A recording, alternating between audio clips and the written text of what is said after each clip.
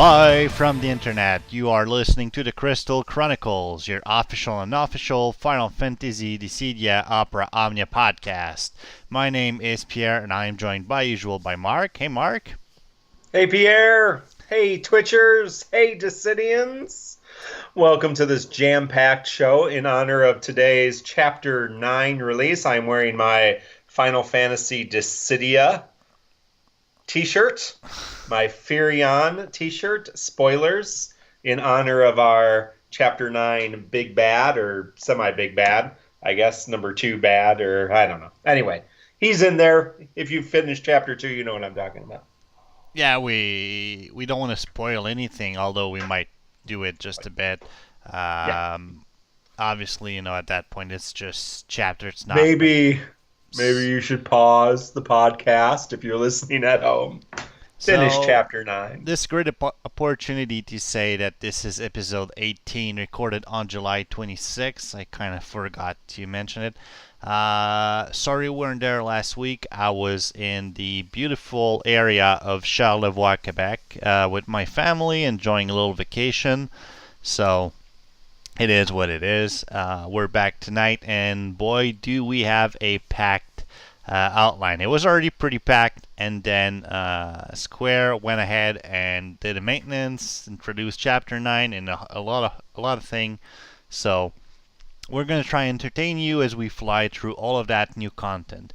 But before we do so, we've got some Final Fantasy news for you. First off, Square has had an habit of being at all the major convention where there are games and they're doing live streams and all of that. And without any surprise, they're going to be attending San Diego Comic-Con 2018. We can only assume there's going to be live streams, Dissidia streams, in which you'll be asked to participate, so that all players can get special prizes. So be a pal and please do participate. We already finished San Diego Comic-Con. Did we? Yeah, earlier this week, last weekend. Oh, yeah, that's right. And we already got the gifts for that. I was on vacation. Yes, and we did get some. Yes. I was disconnected from the world. Yes. I apologize. So we did get armor tokens and higher power orbs, maybe? We got 5 armor tokens and some higher power orbs. I was been somewhat. We got 5 armor tokens and 7 draw tickets. Yeah, there you go. I was trying to keep an eye out for any Dissidia Final Fantasy Opera Omnia information coming out of San Diego Comic-Con. I didn't see a lot. Saw a lot of Kingdom Hearts stuff. Saw some Star Ocean stuff. Saw some just a little bit of Brave Exvius stuff. Final Fantasy 14, 15 stuff. Really nothing about Opera Omnia except for that little live stream. So and nothing particularly big that I was aware of. If anybody out there caught something that we didn't catch from last time that we caught the stream, then let us know. And there's a Final Fantasy 15 crossover, and I'm not going to say if it's going to be happening or if it happened because I just messed that last one. So I'm going to let Mark do it. Yes, if you play the game The Alchemist Code, which is about as crossover crazy as Brave Exvius, there is currently a Alchemist Code Final Fantasy 15 crossover. Oh, puppers. Anyway. Yeah, and that is for those of you not watching this live on YouTube. My dog, who is usually in another room as I do this, decided he wanted some loving, so I gave him some camera time. Cute. Adorable dog. Anyway, there is a co-op event or a collab event, and in the Alchemist Code, if you're not familiar with that game, it is story-wise, like it's a cross between ancient Hebrew scripture, Full Metal Alchemist, the prequel Star Wars trilogy, and Final Fantasy Tactics. So that's my interpretation of what's going on. I may be wrong. That's my interpretation. It's not based on anything. It's its own thing, apparently. The story's pretty good, but it's very much tactics. I mean, it feels like Final Fantasy Tactics gameplay-wise. So if you're looking for man, I really want a Final Fantasy Tactics-esque mobile game, and I really, really want to play Aranea from Final Fantasy 15 because she's the best. Or Ignis, or any of the other dudes, the bros. So right now, the bro squad, all 4 of your Final Fantasy 15 bros, and Aranea are playable, pullable characters. And if you log in, you get 1 free 5-star ticket when you start the game from one of those 5. So I may have re-rolled about 10 times before I got Aranea. So I'm playing Aranea right now, and of course she's one of my favorite characters from the new versions of Final Fantasy. All right. So, yep, check it out. If you like it, it's about another week, and that will be over. So, all right. Before we move on to Dissidia Final Fantasy Opera Omnia, I just want to put it out there. There's a new Square Enix game that was released on the Nintendo Switch that I've been playing like crazy for the last couple of days. It's called Octopath Traveler. It's kind of, I would say, Final Fantasy VI, the good version ish, except with it's made with the Unreal Engine 4, so it's really good looking. You've got 8 different characters. You pick one, then you go and grab the others, and the world, the mobs get stronger as you get stronger, so you don't just like grab a party and then just tore through the rest of the content. So it's really, really great. I've been enjoying it very much. I strongly do recommend it if RPGs is your thing, and old-looking 2D-esque RPGs are your thing. The graphics are excellent. The music is wonderful, beautiful. The story is a bit cheesy, but it's still really good. So there we go. And what's that called? What's that called again? Octopath Traveler. And that's for the Nintendo Switch, correct. And it's cool. It's published by Square Enix, so I figured I'd put it out there. We get a lot of money from them for telling you about their products. Oh no, definitely. Anytime those checks want to come, guys, happy to take them. Yeah, I mean, I'm sure there was an error because I had to pay for the game and everything. I'm fairly sure the refund is on its way back. Send us. We'd be happy if you send us stuff and we'll review it, right? So, Fastcard on Twitch is saying that he regrets to inform us that he's moved from Opera Omnia to Star Ocean because spending $37 and not getting the pull he wanted hurt, and that Star Ocean is also published by Square Enix. We did mention it 2 weeks ago when it was released. But again, I was playing. I re-rolled on Star Ocean too to get Maria and Fidel in my starting party. I don't know. I played Star Ocean the last week or so since I played it like the second or third day it came out. Really didn't, once all the main content and the main story was over, I wasn't really engaged with the system enough, but nothing against it. Yeah, I don't know. For me, and I've mentioned this on plenty of previous episodes, the reason I played Final Fantasy Record Keeper and now Dissidia Opera Omnia, it's all about the emotional connection to the Final Fantasy world.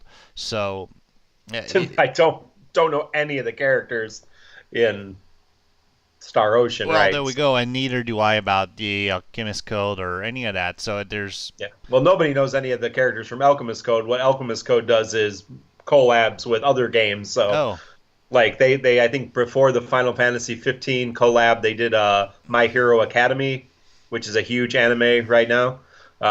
So they did a collab with that. So they try to pull in from other franchises, kind of like Brave Exvius, but yeah, because Brave Exvius is like collab Exvius. It's collab Exvius. All right, moving on. So there was a maintenance on, we're moving on to our main topic, which is Dissidia Opera Omnia. There was a maintenance on July 25th. A couple of bug fixes. They tried to make Galuf a little more relevant. That's all we'll say about that. And then if I look at the game update news, they added a favorite friend section to. You can favorite your friend, and they're supposed to appear at the top of the friend list when you select your friend to bring to the battle. And I tried that. Mark, you are one of my 3 friends, and it doesn't seem to work. I mean, I see a little Moogle in the heart, but you're never on top. You're always like mid-section, so I guess they're still working on that. Other than that, a great new addition is that gear will now automatically get locked after being limit broken. So this will not apply to artifacts that are limit broken, but will apply to weapons and armor. I have read a few stories online about people selling their max broken, limit broken weapons, 35 CP weapons a couple of times, so by accident. Yep. So that happens. But. I guess it's an easy thing for them to do. So if it can save a lot of people trouble, then I'm all for it. So just if not locking weapon is your thing, don't get surprised if it's suddenly all locked whenever you limit break weapons. And this brings us to Chapter 9 that was introduced with Edgar, Irvine, and Serah. And for the first time, there were, and again, I'm sorry if I'm spoiling this for you. We'll get to that a little later because I want to talk about the story that went to this. So we have about, I don't know, 15-20 minutes of content. So go ahead, burn through Chapter 9 so that we won't spoil it for you in 20 minutes, or just pause the just podcast. play it while you're listening to the rest of it. There we go. We'll catch up to you. I mean, it takes probably an hour to beat it, but so, Just do it. The iTunes has a function like to have the sound at like 0.x. So as you beat my dog just decided to unplug the light. Thank you, Dougie. That's super useful. There be darkness. There's a lot of darkness talk in Chapter 9. Ooh, I see what you did there. And with the maintenance always at the that evening, what came with it was the Power and Magic Chasm event. I'm wondering, because I haven't touched that today, is that the same Power and Magic Chasm event that we had a few weeks back? Or it's new. It's the same type of event, but it's a new event, I believe. So it's not the same bosses. Now that you're asking, I believe it is new. Yep, it is new bosses. Okay. Yep. So we haven't gotten to that content yet. We'll talk about that later in a different episode. Next week. So that's what it is. But if you are listening right now or during this week, and you have completed that content and want to submit some ways that are not Titus Ico Lightning, we would be super psyched. Just hyped leave a comment on Facebook, YouTube, or send it to Kupo at tccpodcast.com. We would appreciate it. You wanted to talk about multiplayer Funtimes, so I'm going to leave that to you. So, we currently don't have the Aerith event anymore, right? But I was playing the Aerith event, and I was playing because I believe the boss was weak to fire or ice or something. I don't even remember what the boss was. What was the boss for Aerith? I'm sorry, I missed it. That was a behemoth. A behemoth, right? Yeah, Let's see. That's possible. Yeah, and I think he was weak to fire. So I was hosting. I was hosting co-op. And someone joined with Aerith. No problem. And someone joined with Dark Knight Cecil. Now, that normally could have been a problem because this is the boss that did the AoE Brave and HP attack. So it hit everybody for Brave and then did HP, so Cecil was going to die. But if you had Aerith in your team, that's not a problem, right? And with the Brave generation or the Summon Gauge generation with Cecil, I thought this is going to be great. We're going to tear through this this SOB. So we start. So I'm psyched. I'm like, oh, this is going to be good. Eris totally badass in this event. Papa's got it going on, and Cecil's just going to, run up our summon gauge. We're going to kill this thing in 10 turns easy. First turn, Dark Knight Cecil, darkness. Like, okay, that's dumb, but second turn, Dark Knight Cecil, brave attack. We're off to a good start. Third turn, Dark Knight Cecil, brave attack. Behemoth, whatever he's called, does his big AoE plus HP attack, kills Dark Knight Cecil. And then Aerith revives him, and I'm like, seriously, let him be dead. He has no right to be brought back alive. He has failed us. He has failed as a Dark Knight Cecil player. And this is not elitist. I'm not like saying, oh, this is a new person, they didn't know what they were doing. This person was a higher rank than I was at the time. Wow. And I'm max rank besides Aerith at that point. And now I'm not max rank at all because we have 4 new characters since then. But so I'm close to max rank, and this person was above me rank-wise. So this person had played for a while, right? If you have all your characters leveled up, you've been playing for a while, you kind of know how to do things. So I don't know if they were trolling or just stupid. So don't be stupid. That's my... if you're bringing Dark Knight Cecil and you have a person that can resurrect you, just do Valiant Blow, Valiant Blow, Valiant Blow, Valiant Blow.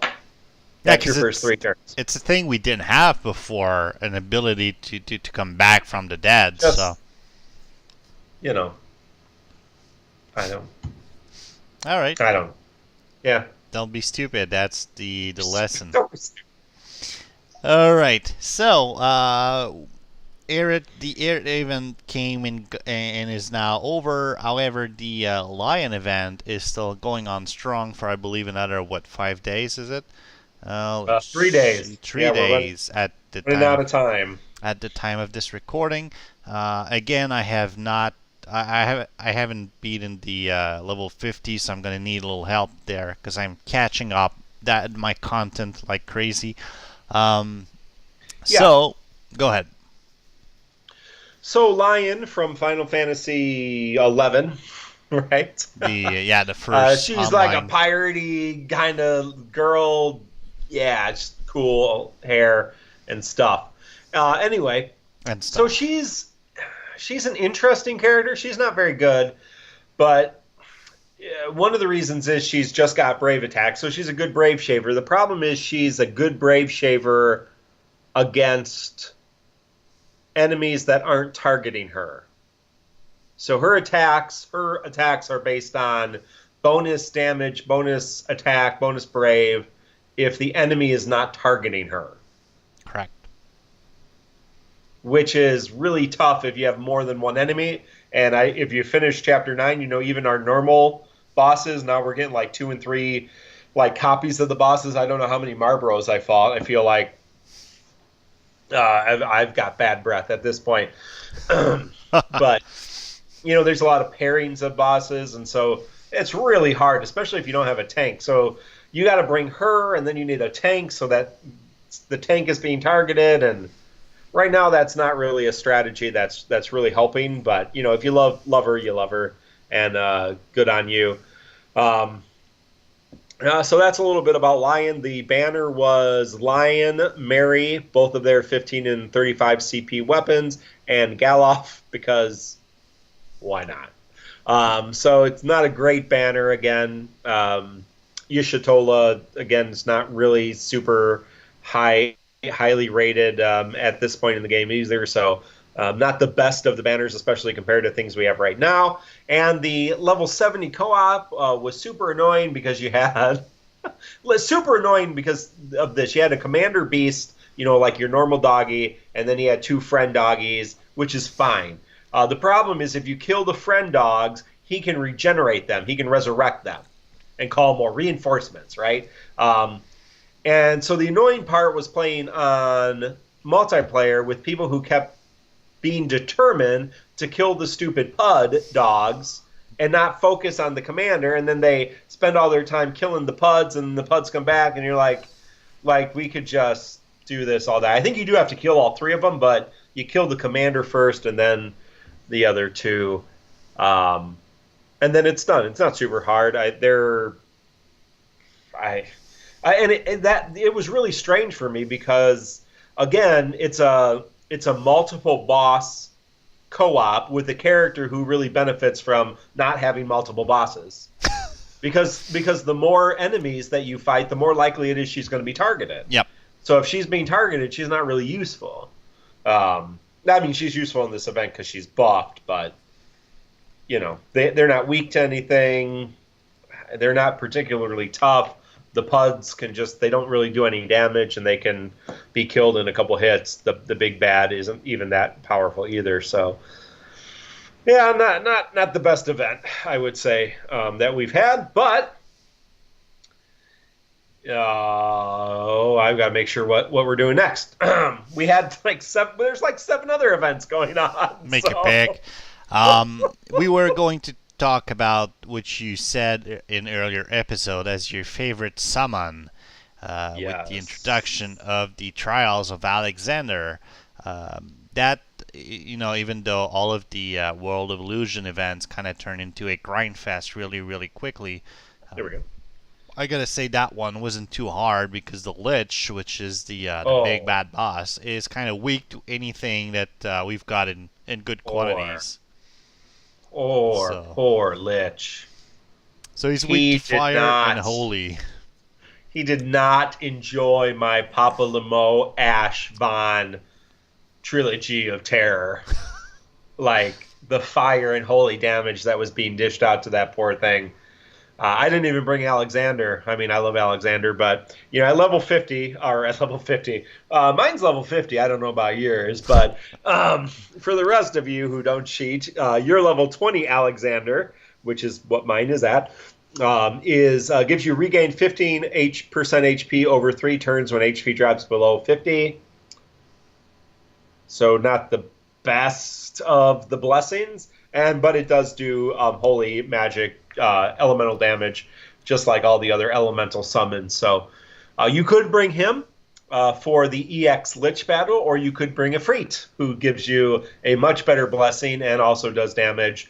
Or you could bring Pablamo, Ashe, and Van and go to town. I don't think that EX Lich got a turn in. I'm not going to lie. Oh boy! One other thing, I'm too silly to change my teams like you do. I keep Lightning. I had Lightning, Pablimo, and Cloud, and I had some difficulty with the EX, or was it the one before the 60? It was stupid. It was that he kept casting Doom on Lightning. Yeah, and Lightning he's got that. Uses turns like it's nobody's business. Yeah. So, and the conditions were do not get broken. Yes. So yeah. So he does a cool. We're fighting some enemies that have some different abilities that we haven't seen before, which is kind of neat. So the Lich has a Doom ability which gives you like a counter, and when the counter hits 0, you get broken. Yeah, which right? is totally different from what Doom has been for normally Final Fantasy game forever. But thankfully, would you prefer it killed you in 3 turns? Not with Lightning, I wouldn't. No, I think it's good because, again, we only have one character that raises people from the dead, and the idea of it breaking you in 3 turns is, and especially when you're trying not to get broken, is just as damaging, right? So, yeah. But that one, I mean, it's not the iguanas that were really, really annoying. That one is kind of walk in the park kind of event. So I don't think you need any major strategy on that one. Yeah.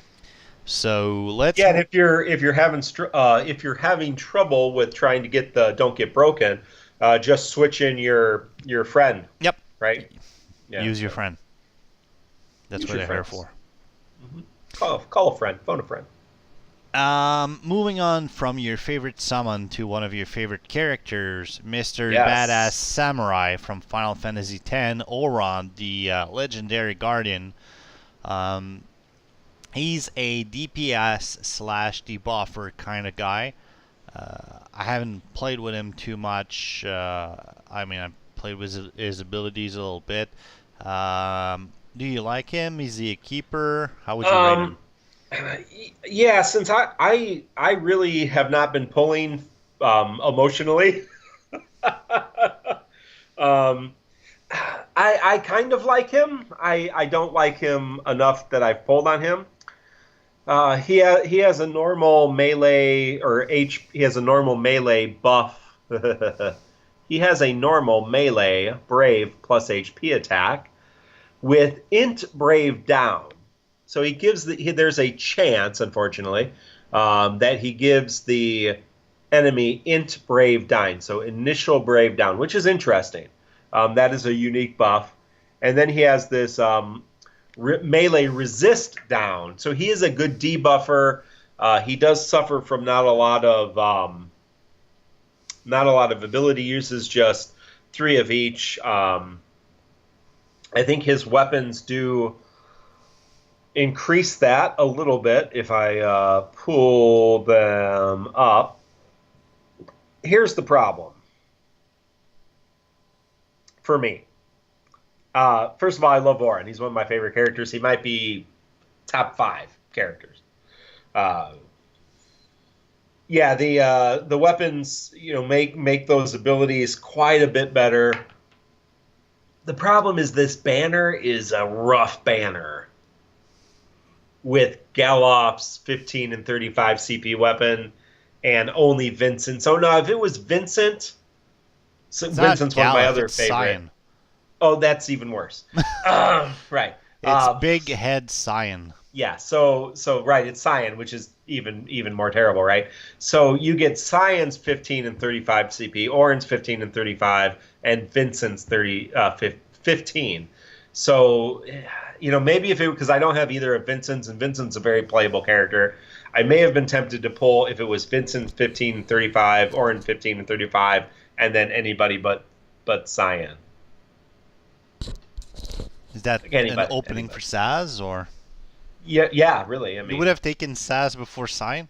No, I would have taken a chance at Vincent's 35 CP, basically, and Auron's 35 CP. So it was a tough sell for me, and so I did not. And again, Auron's not real high rated. Again, I don't think he's terrible, and his debuffs are interesting, but. Well, from what I've seen, I just don't think he makes a difference in a battle. Yeah. He's just a space filler. So, unfortunately, it's the bad thing with this game compared again to, let's say, Final Fantasy Record Keeper, is that if a character's ability are garbage, well, you're done. There's nothing you can move or pull around to make him better. He's just garbage. So that's kind of sad. So what's the co-op? Because I haven't touched that. Yeah, no. Co-op is a Iron Worm, but spoilers if you haven't touched this co-op, it is a 2-stage co-op. Okay. So there are 2 waves of enemies. So the first time I played it, I didn't even look at it because it was the Iron Worm. We've been fighting the Iron Worm. I really like the Iron Worm, by the way. And I said this about the Night Behemoth. They had a behemoth that was armored. So this is a worm that's armored. Okay. So that's cool. He's just a cool looking armor. I don't know why the worm is wearing armor, but it kind of reminded me of like Dune, I guess. Like, let's put armor on the worm. Not that they did that in Dune, but it just seemed like something cool to do, like the worm is a mount, like you'd ride the worm into battle. Anyway, I think it's a cool boss. That's what I'm trying to say. I like when you put armor on monsters. I think it's neat. Duly noted.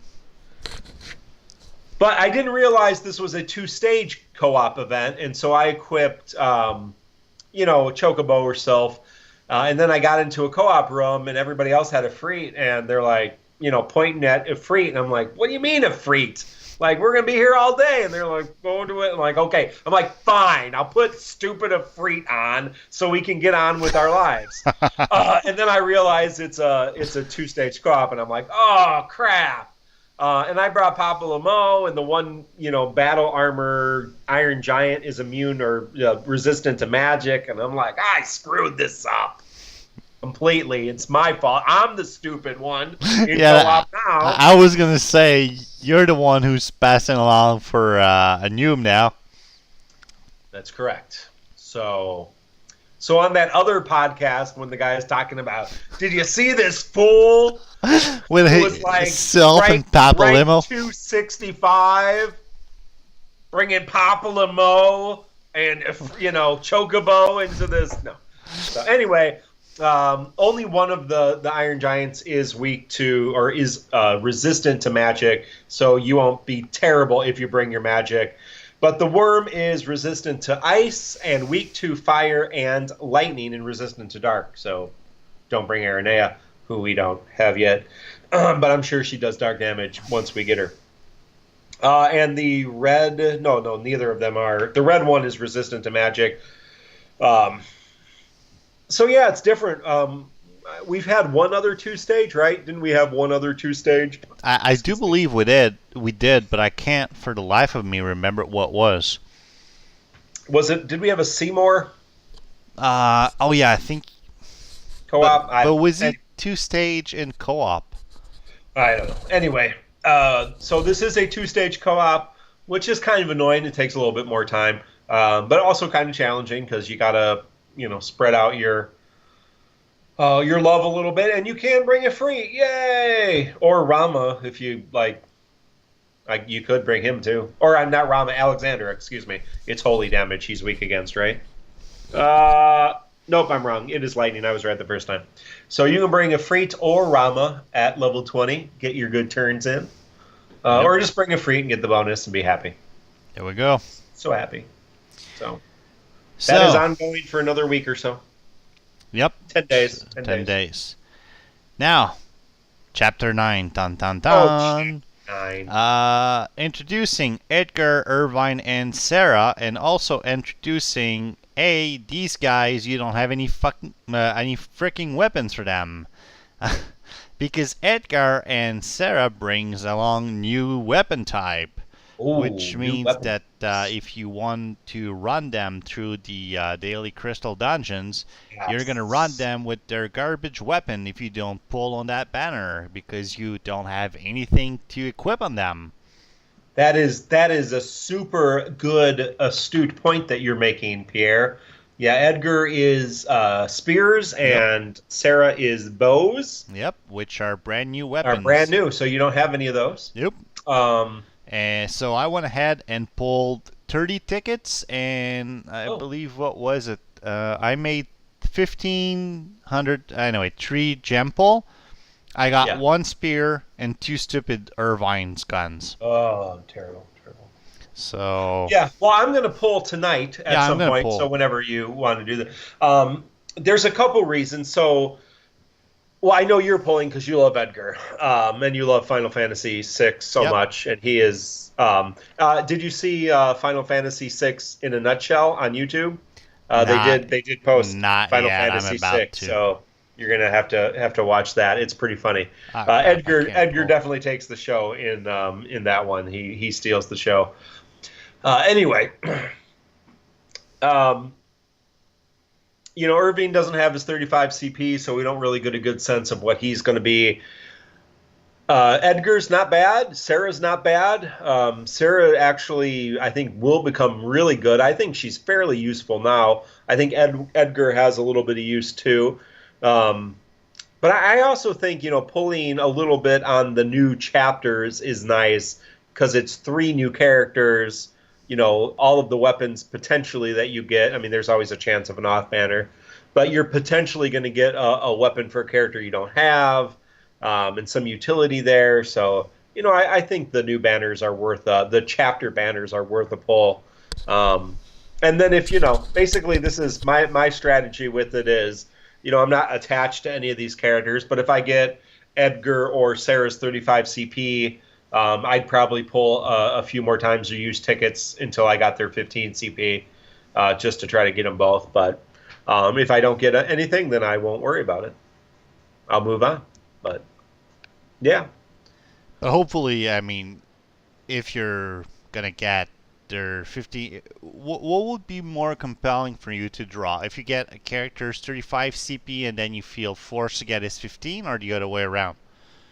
No, I mean, I think if I'm pulling in this situation, if I pull and I get a 35 CP, I'm going to then chase the 15 CP. It's much more likely that I'll get a 15 CP sooner than a 35 CP, because it's really hard. We're going to talk about this in a little bit on chasing things and banner pulls, but yeah. So yeah, you want to talk about these characters? Sure. Let me just see if I can pull real quick. I had to sell a whole bunch of garbage because I was full. Do you want to do the pull now? Oh yeah, I'll make a pull on this banner. So we have 35 CP, 15 CPs, except for Irvine doesn't have a 35 CP. Yeah, so I'll make pull. I'm going to do one 5,000 gem. I'm at 30,000 in case you were wondering. I'm at 5,000, so I'm going to be down to a big gold 0 in a few seconds. All right, so let's see. Doom. Oh, wow. Nice. Okay. And I got another one of Edgar's 15 CP spear, so still nothing for. Well, I'll take a screenshot of that, but if you can see it on, I don't know if you can even see my phone, so I'm not hooked in. Ah, you bastard! I got 2 bows. I got one of each of the bows, so yeah. I'm not going to complain about that. I'm not going to draw anymore, but it's going to be a while before those get leveled up. But all right, so you wanted to talk about the world music in Final Fantasy IX, which in Chapter 9. Chapter 9. Yeah. What did you think? Did you play? There's a couple things. Did you play Chapter 9 with the music on? Of course I did. Yeah. So I actually had it. I have a couple of those Amazon whatchamacallits Echoes. Yep. In my house. Alexa's. Oh crap! Now I said it. She's gonna be upset. Because you're it's not okay, Alexa. Something? It's okay. It's okay. Calm down. I don't need your help right now.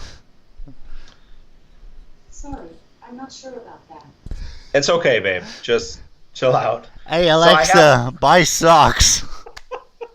No, don't do that. Anyway, you don't know my expensive sock tastes. Anyway, no, but she does. On my credit card. So I have a couple of those. So I had my phone hooked into that. So I feel like I got a better sense of the music than I normally do. So you start off in the air battle, and it's Final Fantasy IV music. Yep.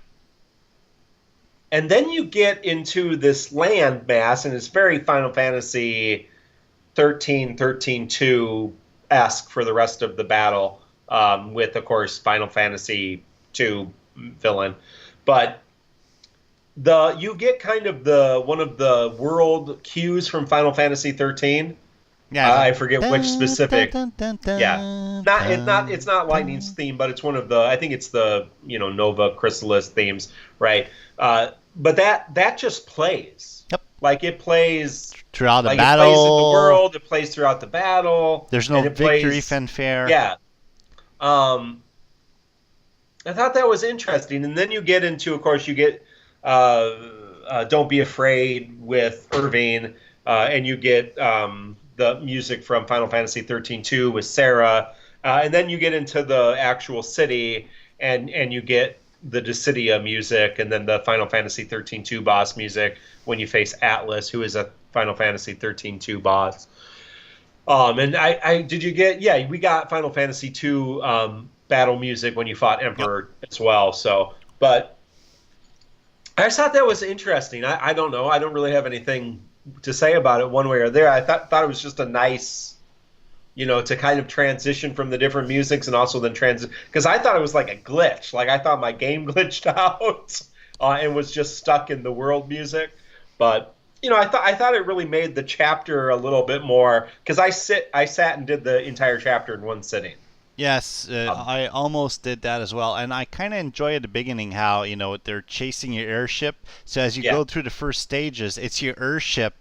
I mean that moves us around and not your number one character in your party.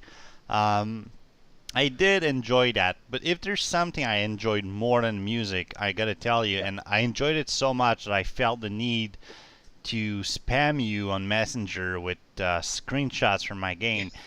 It was the story, because we finally have, and again, spoiler, if that's your thing, if it pisses you off to hear about that kind of thing, this is your warning. Pause, play the chapter, come back for my opinion. So don't say we didn't warn you, because we... Spoiler alert! Yeah, spoiler alert. There we go, it's said. For the first time, it's clear that the characters are being taken not only from different worlds, as we know, but they're being taken from different times in their world. And we've got two examples, clear as light on that one. The first one is Golbez, that hears that it's Dark Knight Cecil, and he says, "Darkness, I see. So the Torsions do bend time, as they call us there." So he's kind of surprised that it's not the Paladin, and he kind of doesn't even want to fight Cecil at all, because he's like, well, I mean, at this point, he's got stuff to do before I can fight him, so, I mean, I can't kill him now. What's the point? Well, Materia also says, the goddess says, that their leader has light, referring to Golbez, I'm sure. Well, she makes a comment Golbez, early on about... And it's kind of weird in that thing, because throughout Final Fantasy IV, Golbez is brain control. So if he knows that Cecil's his father, he shouldn't be with the bad guys, because at that point he starts fighting for the good guys. Yeah, well, and we don't, there might be more to the story. He seems a little bit more reluctant. This shit ain't canon. That's what I'm saying. Anyway, yeah. So that's the first example. Okay, and the first example. And the second example is you've got Serah looking at Lightning, and she's like, "Those clothes. You're the old you." So she's from Final Fantasy X2, and she's looking at Lightning, who's obviously from Final Fantasy, 13. And I said X2, I meant 13 too. And she's looking at Lightning. Not next. And she's looking at Lightning from Final Fantasy 13, the first game in that series. And she's amused by the fact that it's her older sister. Like, she's not... Yeah, I'm not making much sense, but hopefully you're understanding what I'm saying. So we're clear for the first time. We have end of Final Fantasy XIV Golbez and beginning of Final Fantasy 14. Wow, we are good with numbers. We are so good. We're on point tonight. We have end game Final Fantasy IV Golbez, beginning game Final Fantasy IV Cecil. Yep. We have sometime game Final Fantasy 13 Lightning, and we have sometime game Final Fantasy 13 2 Serah. Why? Because we wouldn't have Final Fantasy 13 Serah, because she wouldn't do anything, right? Well, she would do this. And for those of you not without the video, she's frozen, so she ain't doing anything. I think they got it. Yep. The radio silence was good. I really liked that storyline, and I was going to be super pissed. I was super pissed when you fought Atlas, and that storyline wasn't resolved between Lightning and her sister. But thankfully you went back and did the Edgar unlock quest, and the final thing is kind of the resolution between that storyline. Because I was going to be super pissed if that storyline wasn't resolved by the end of this chapter. Mark Smash. And Lightning's like, I don't care what you do, sister. You go die. So I'm glad that resolved, and And there's no mention of snow. I thought, there would be a wink or something. But he is in the game, right? When did we get snow? Is he it was an event. Snow's an event. Oh, so we may not have snow. Okay, so we may not have snow by chapter 9. So there may be connections post, because some of the events. And the Mino on Twitch is saying they don't count the characters as in game until their lost chapters. So There we go. Thank you, Mino. You're absolutely correct. So we don't have snow as a lost chapter character. Nope. Because we only have 6 characters lost chapters right now. So that we do. Yeah. So snow is not there in game, even though we've. Even the game itself messes with time. What do you do? So I would appreciate if when they introduce a character, there's you can look at a character description in the game. I would appreciate if they would add where it's coming from. Like in that game, he's coming from that specifically. Moment. But I want in-game year, date, and time. See, I want month, day, in-game time of day where they woke up. Play time 2 hours 15 seconds. If you play that's exactly where it's from. That is what I want. I want a very, very specific way for me to know where they're from that I cannot reference because I certainly don't have every game memorized by a play time. And the way I play Final Fantasy games, it probably would not be connected to their average play time anyway. No, but more seriously, it's like I said, now I understand they take characters from different time and into the game, but the whole Golbez thing still doesn't make sense because if he's not controlled anymore and know that it's his brother, he should be fighting with the good guys. Well, he might be yet. I'm not convinced he's evil. Well, let me check Dissidia. I don't think he was added to the roster even in the Japanese version, was he? He is. Let me see. We have. No, in he's Japan, not. He is. We got Kujo. We have the Kefka? Disciplinary Squad. We have Kefka. We have Sephiroth. We have Jet. We have Gilgamesh. I mean, they just added Paladin Cecil, which is going to be funny. Yep, Paladin Cecil. Because when you, in your party, and again, this is really, really far from us. This is probably like 6-8 months down the road. But if you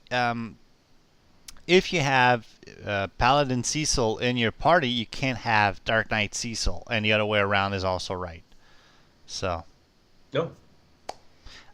Mino says that in Dissidia games, Golbez is a double agent. He's officially on the bad side, but he helps the good guys. So, I think it's the armor. I mean, you're going to take him for a bad guy anyway because of what he's wearing. So, yeah. But yeah, no, I kind of got the impression that he was. Well, we still don't know the whole story, and there are good guys who, not everybody's on the same page, obviously, but I'm someone to know. I've played Final Fantasy IX 3 times, maybe, at least twice, if not 3 times. I have it on this computer, right? So I've played it recently. This whole melodrama stuff that Kuja keeps talking about, I don't remember that coming from his character at all. He certainly is. I'm not saying that Kuja wasn't melodramatic, because Kuja was. I mean, the guy has a codpiece. Anybody with a codpiece, a little melodramatic, right? Especially if you're not wearing actual armor. So the guy's a little melodramatic, but I don't remember the world is a stage. He's always waxing, this kind of philosophical stuff. I'm not. That doesn't. It seems different to me than Kuja that I would recall in the game. Although, well, maybe because my memory's not very good. He's right next to Buffon style Kefka, and that's true. All right. You added something in the outline. I'll let you explain. You said shipping in terms to chapter 9. So are you familiar with that term? Shipping? Putting something in a box, a stamp. Yeah, no, it's a term the kids use to like if you like try to like say or insinuate that two people are in a relationship, you're shipping them. Oh boy. Like if you're watching your Netflix shows, like if you're Netflix and chill, which I just learned recently, Netflix and chill is like code for other things. I didn't realize that. I'm old, so I don't catch up. I don't know all the new euphemisms.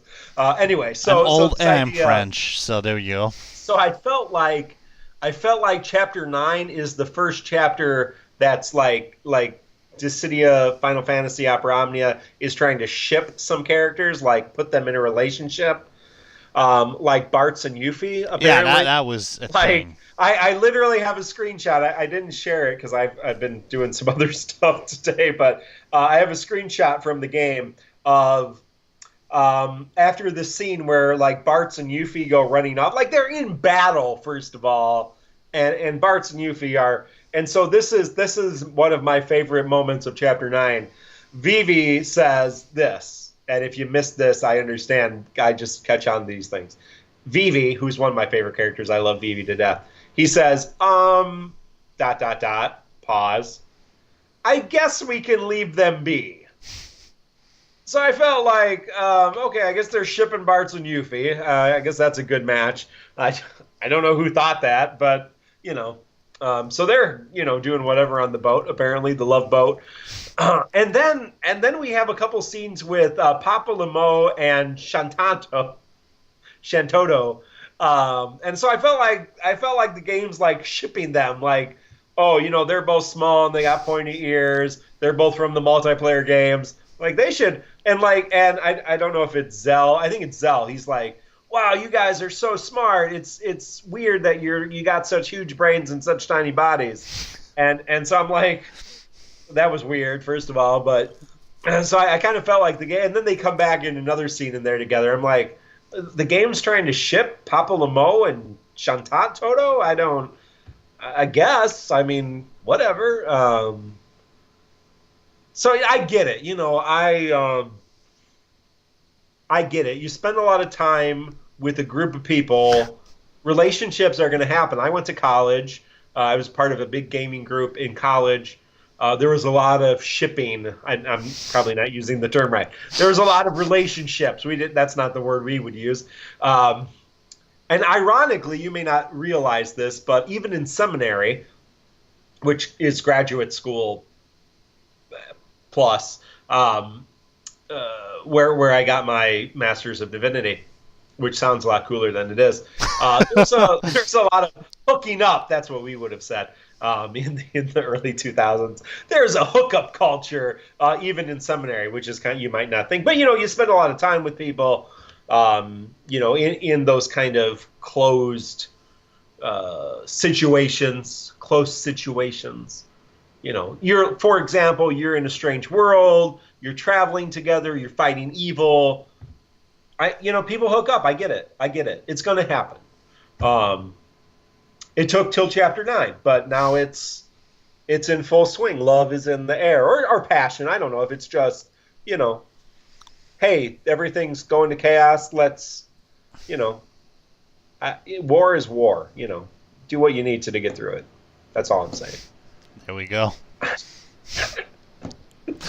So now I'm gonna be looking for it every single time this game has a cutscene. I'm like, who are they shipping now? Who are you trying to ship, Square? Papalimo, Shantoto, you've got a minister's blessing. Do your thing. It's a good couple. It's power couple. Couple. There we go. I was trying to think like a Brad Jelena, Chantalamo, Papatoto. Papatolo. Papatoto. Got to work on that a little bit. Like Bart Zeta. Yeah. Bart Yuffie. Bartufi. Boofy. Yuffie Art. Boofy. Yeah, let's stop that. Oops. So all the bosses, you talked about Atlas. I mean, there's not super hard fights, but oh talk boy, about all are the there Marlboros. Marlboros. Like round 1 Marlboro, 2 Marlboros, followed by another Marlboro. So hopefully you have Yuna's 15 CP weapon. Oh man, Yuna has asked me to give her a break for a few days because she's been Isuneing like crazy in that chapter. Yeah, unfortunately, we have to wait until. Let me see here. I have this written down. The Kuja banner, which is a while from now, to get Yuna's 35 CP weapon. But yeah, so hopefully you've picked up a Yuna 15 CP weapon. That will make this encounter a lot easier. Because especially that first round in hard, I'm assuming if it's the same. I haven't done hard mode yet, but if you fight all those Marlboros in hard mode, that's going to be a pain in the butt without Yuna. It's usually the same fights, and I can't imagine going in those fights without Yuna. Yeah. So it's doable. It's just super annoying. Like, right. And don't do what I did for the 2 Marlboro fight. Don't bring a Yuna friend because it's kind of silly. It's yeah. Well, and I had the first round Marlboro. There was one where you did one, and then there was a break, and then you did another one. That one did bad breath 2 times in a row. Like his first 2 turns were bad breath, then bad breath. So. But the thing is, when the character you're replacing to bring Yuna in the fight comes back. Oh no, right? He still have the 5 turns worth of bad breath to get through, and it's a pain in the ass to work around. So. Yeah, no, you can definitely bring a support Yuna, especially if you have 2 other strong characters to work through it. But yeah, it's a lot more convenient to have your own Yuna on hand. Bring your own Yuna. BYOU. Y. Yeah, Y. BYOY. Bring your own Yuna. It's a thing now. You see Marlboro? BYOY. BYOY. Banners, realties, and salt crackers about not getting what you wanted. Yeah, wow. AKA Mark's rant for tonight, section 2. It's my additional rant. So first, just precursor. I don't want to come off like I'm putting people down. I just want to have a reality check here because I've seen a lot of posts on Twitter, Reddit, about like, oh man, I spent 20,000 gems and I didn't get everything I wanted. Or man, I spent 30 tickets and I didn't get, 6 35 CP weapons. Ouch, that would be quite a luck. Like, I'm not sure if everyone understands first of all, how statistics work. Second of all, how probability works. But yeah, a 5-star weapon on a pull is a 5% chance, right? 5%. So that means on average, statistically speaking, which is not the same as probability, but statistically speaking, 1 out of every 20 tickets will pull 1 5-star weapon. And because you pull more, doesn't mean that you get more percentage chance. It's all over again at your next ticket. Every time you pull, it's a 5% chance. There you go. But it's not equally the same chance to get each of the weapons. The 35 CP weapons come in, for example, with a banner like the chapter banner that we just pulled on. You have 3 15 CP weapons and 2 35 CP weapons. That means every time you pull a 5-star weapon, of which there's a 5% chance to do, 22.5% of the time it will be one of the 35 CP weapons, and 11.25% of the time it will be one of the 35 CP weapons. So you have a 1 in 10 chance of getting a 35 CP weapon every 5% chance, every 1 in 20 chance you have of getting a 5-star weapon. So, again, probability, somewhat statistics, somewhat probability, but, you can get all of the weapons on one 10-pull, right? Now, the nice thing about the 10-pull gems is you get one guaranteed 5-star. So you're always going to get a 5-star. We have both played Record Keeper from day one. There was a long time in Final Fantasy Record Keeper, there was no guaranteed 5 stars. And we watched YouTube videos of people pull for weapons like hundreds and even like $1,000 of gem currency, mithril in that game. Like 20 pulls without any 5-star. So believe me, that's really nice that we start the game with a guaranteed 5-star. It used to be a thing. Let's just say it and leave it there. So, so statistically, if you spend 200 tickets on a banner like I just talked about, 315, 235, statistically speaking, you should get one of each weapon. But of course, this is random, so it's a probability. So you could get, 5 15 CP weapons, or you could get 3 weapons, or you could get 10 weapons, right? And so it's, it gets really messed up. But statistically speaking, if you want one of each banner weapon, you're talking 50,000 gems or 200 tickets. There you go. So what I'm saying is, if it took 10,000 gems to get that 135 CP weapon that you're after, thank whatever other power you thank, or whatever thing you do to give thanks to RN Jesus. So there we go. So, yeah, no, but I mean, realize and think about that. If there's something you really, like, I really want, who's coming up here? Well, we said Kuja and Kefka. Kefka's not too far in the future, but I really want, Yuna's 35 CP.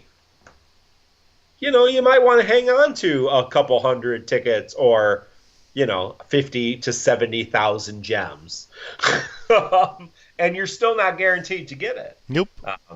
So, I mean, I pulled, randomly on this banner and got one of each of Serah's weapons. Super pumped. I've not pulled anything that good at all since I've started this game. So I probably just used my luck for the next year on Serah. So, yay, Serah. But there we go. No, so I'm, whatever. I don't mind. People share, oh man, I spent, 6 gems and I didn't, I spent 3 tickets and I didn't get everything I wanted. No, good on you. You can do that. It's fine. I don't care. I'm just saying, just realize, the odds are not in your favor. Keep your hopes in check. That's the gist of it. Credit cards ready. There's a gem sale. Get your gems. Be careful. These gem purchase add-on very quickly, which reminds me that we have, if you bought the COOP cards when they were available, they're pretty much running out. I think I've got 1. Got 5 more days. I bought mine a little late. Yeah, so I've got like 1 I day will left. say, I've said this. Record Keeper was very generous with mithril. This game is really generous with their in-game currency. Yep. Like I said, I just downloaded Alchemist Code. We both been playing Star Ocean. Star Ocean's not terrible. When you say we both, it's you and who? No, we both downloaded Star Ocean. Oh, okay. Star Ocean's not terrible, but compared, I feel like this game is very generous with the in-game currency. Absolutely. And also tickets and. Compared to a lot of other games, which are not very generous at all. So, and again, if you haven't done the Alexander event and you keep running out of stamina, just keep in mind that you've easily got 3 characters right now at level 1. So if you play your cards correctly and you don't level them all at once, every time they gain 10 levels, your stamina refreshes. So you can get through Alexander very quickly just by switching one character, get him to 10, and so on. So, I mean, it's very, very easy to play hours in this game without spending anything, I mean, any real currency to refresh your gaming time. So, there we go. Question of the week. With LiTiKo and Ashe Banner ending, well, pretty much done now.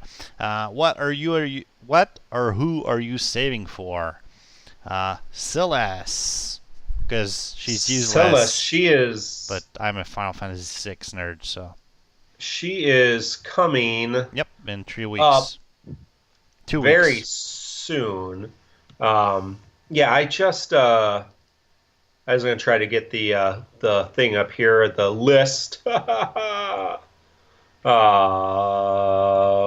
the list? Where's the list? List. Here it is. Yeah, so I have to look. I only started this work. I would like to finish it. So I'm definitely interested in Yuna's 35 CP weapon. She's a character that, especially in story mode, you seem to use a lot. You know, it'd be nice to have her good weapon. That does make her particularly useful. I will, you know, very truthfully, I'm going to have I have a lot of support characters right now, with Ramza and Ashe fully limit broke, and now I'm going to have Serah, and looking at Yuna. So I really, you know, I'm really light on physical characters. I really only have 2 physical characters, Squall and Lightning. So, you know, who I would like to get is Laguna's 35 CP, and I do not know off the top of my head which banner that is on.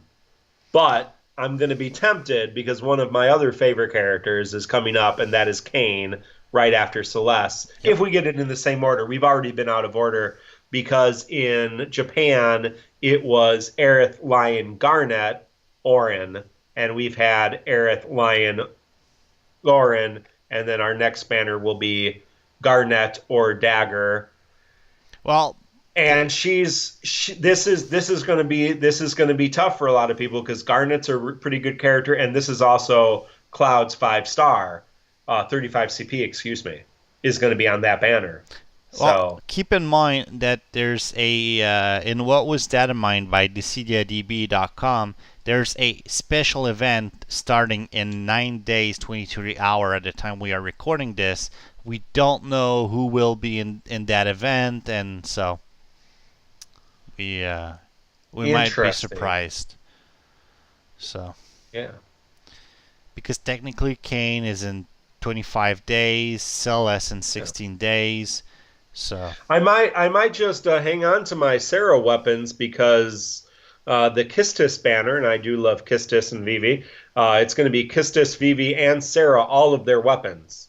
Oh, that's pretty nice. I may pull on that just for some Constellation Serah limit breaks. But then, yeah, you have Kefka coming up, and who is on Kefka's banner? Tifa, Bartz. So you're going to get Bartz and Tifa. Yeah, not real great, but you're going to get Bartz's 35 CP weapon.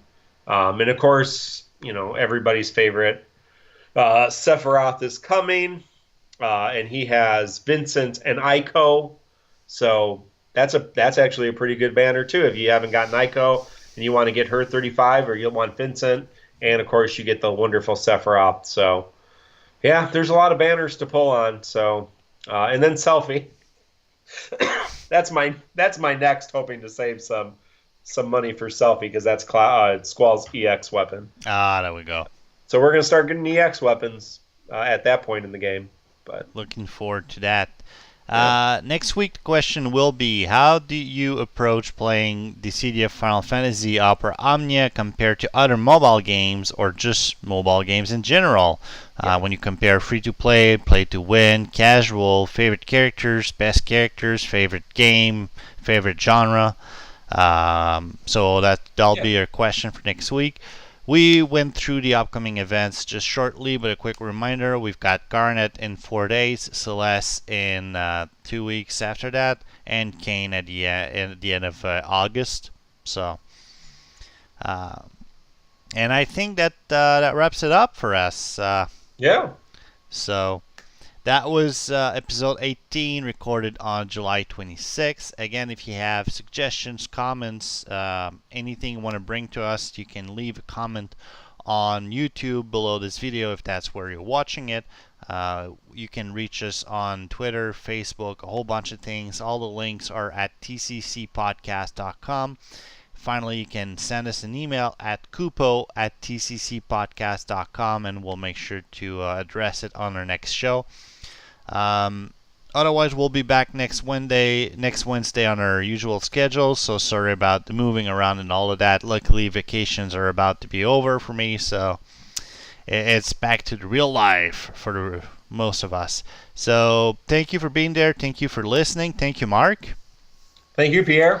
And thank you, people on Twitch that were with us. Again, it's twitch.tv/The Crystal Chronicles. We record live each and every episode. So have a good week. Careful with those jams, and we'll see you next week. Thank you very much.